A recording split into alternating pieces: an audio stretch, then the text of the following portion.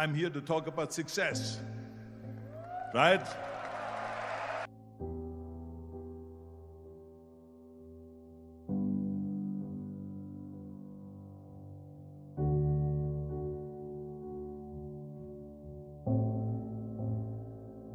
The first rule of success is to have a vision. You see, if you don't have a vision of where you go, and if you don't have a goal where you go, you drift around and you never end up anywhere. It's like you can have the best ship in the world, you can have the best airplane in the world. If the pilot or the captain doesn't know where to go, it would just drift around. It would not end up anywhere, or most likely in the wrong place. So I was very fortunate that I stumbled onto my vision. I mean, as you know, I was born in 1947 in Austria after the Second World War. And I didn't really like Austria when I grew up. I couldn't wait to get out of there.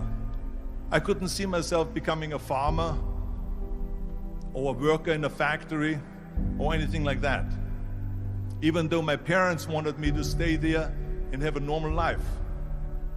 My father wanted me to become a police officer like he was. My mother wanted me just to stay there and marry a girl with the name of Heidi, hopefully, and have a bunch of kids and run around like the Van Trapp family in The Sound of Music. But that was their vision, not mine. My vision was totally different. I felt that I was born for something special, for something unique, for something big. You know how great it felt that I knew where I was going? Imagine the majority of people don't know where they're going.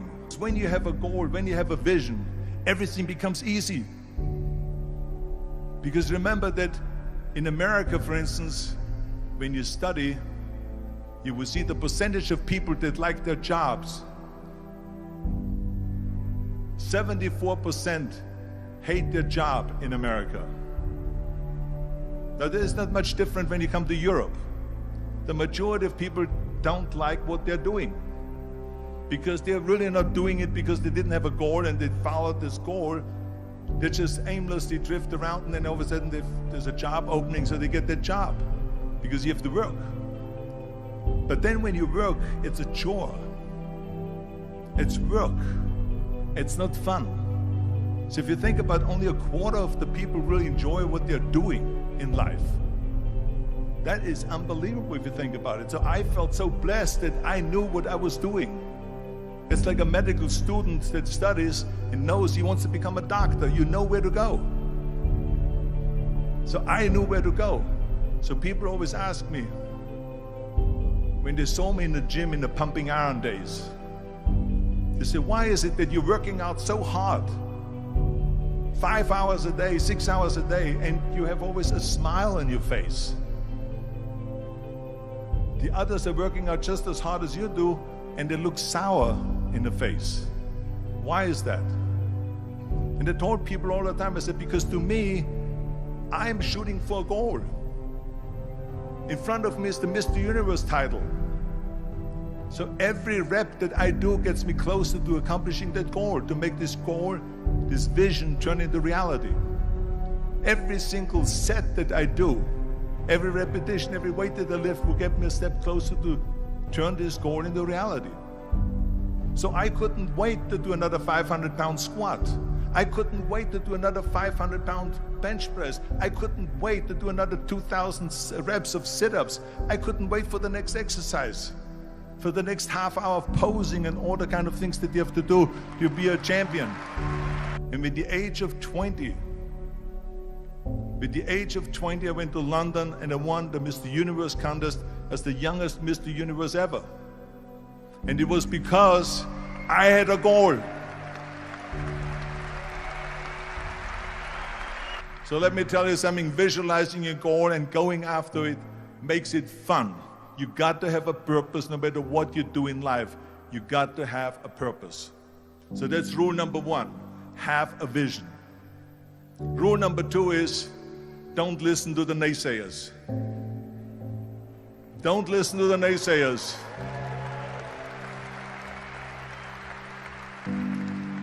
Everything I ever did, the thing that I heard out of people's mouth was, that's impossible. that can't be done or no. So whenever someone said to me, it can't be done, I heard it can be done. When they said no, I heard yes. And when they said it's impossible, I heard it is possible. I'm a strong believer of what Nelson Mandela said, that everything is always impossible until someone does it. Well, I'm going to be the one, I said to myself, I'm going to do it and I'm going to show it to them. Maybe it has never been done before. That's perfectly fine with me. But I'm going to do it. And I did not listen to the naysayers. The next thing, the third point that I'm going to make to you is, before we sit down with Jürgen and talk about the rest of the three, is work your ass off. There is no magic pill. There is no magic out there. You cannot get around. You have to work and work and work. And it drives me crazy when people say that they don't have enough time to go to the gym for 45 minutes a day and work out. Or to do something for 45 minutes to an hour a day to improve. If it is physically improve or if it is mentally to improve. Imagine you read 1 hour a day about history. How much you will learn after 365 hours in 1 year. Think about if you study about the history of musicians, of composers, how much you would know. Imagine if you would work on a business, on some business that you want to develop every day for an hour. Imagine how further along you will go and get. So it drives me nuts because when people say we don't have the time, we have 24 hours a day. We sleep 6 hours a day, so that gives you still 18 hours. And there's someone shaking their head out here in front. They say probably, I don't sleep 6 hours, I sleep 8 hours, right? Or just sleep faster.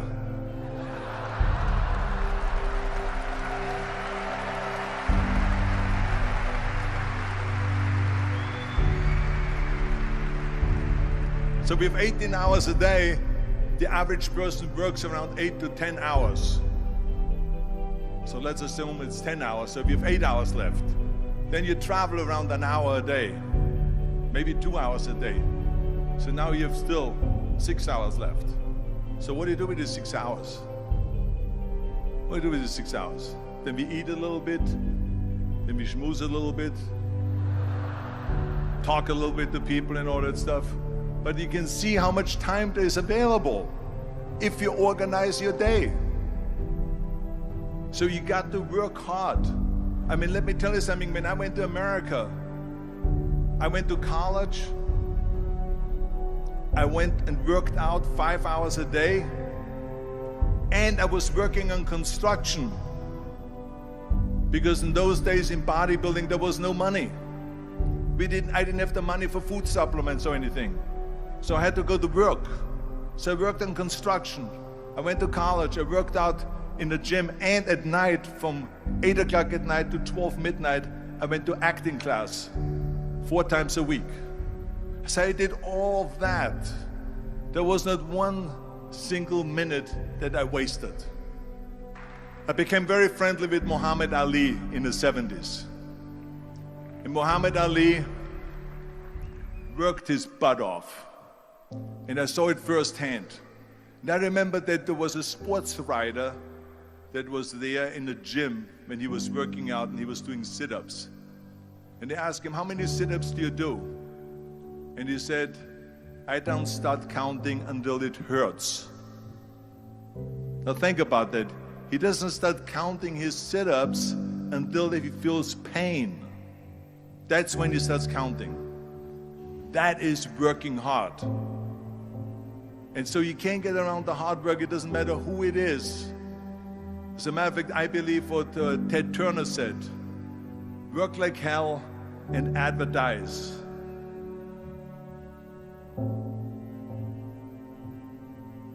You get it? Work like hell, go to bed, and early to rise, work like hell and advertise. So you work your ass off, and then you let the world know about your work. That's what it is all about. Let people know. If you have a company, if you have a movie, if you do sports, work your ass off, but then advertise and let everyone know. I hate plan B. And I tell you why. Because we have so many doubters, as I've said earlier, the no-sayers. We have so many of those people that say no and you can't do it, it's impossible. That is okay because we just turn off, as I said earlier, and we listen and we hear the no being a yes. You can't do it, you can do it, and all of that. So that is possible to do that amongst all the negative people around you. But when you start doubting yourself, that's very dangerous. Because now what you're basically saying is that if my plan doesn't work, I have a fallback plan, I have a plan B. And that means that you start thinking about plan B, and every thought that you put into plan B, you're taking away now that thought and that energy from plan A.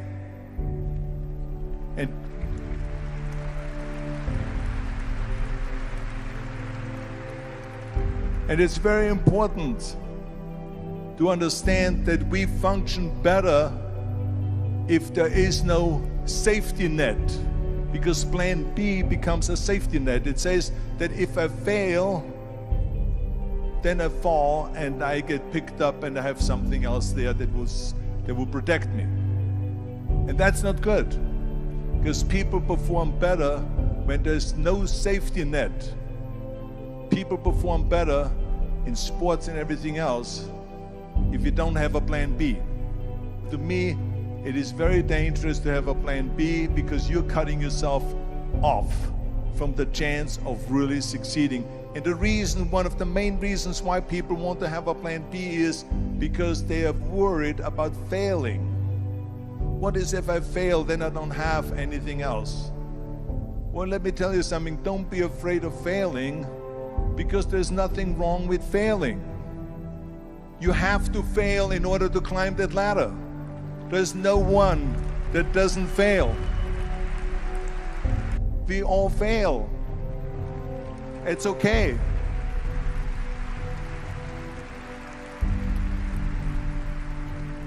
What is not okay is that when you fail, you stay down. Whoever stays down is a loser. And winners will fail and get up, fail and get up, fail and get up. You always get up. That is a winner. That is a winner. Hey, we all lose. We all have losses. This is okay. And this is why I say don't be worried about losing, because when you're afraid of losing, then you get frozen. You get stiff. You're not relaxed. You got to be, in order to perform well in anything, if it's in boxing or if it is on your job or with your thinking, is only happening when you relax.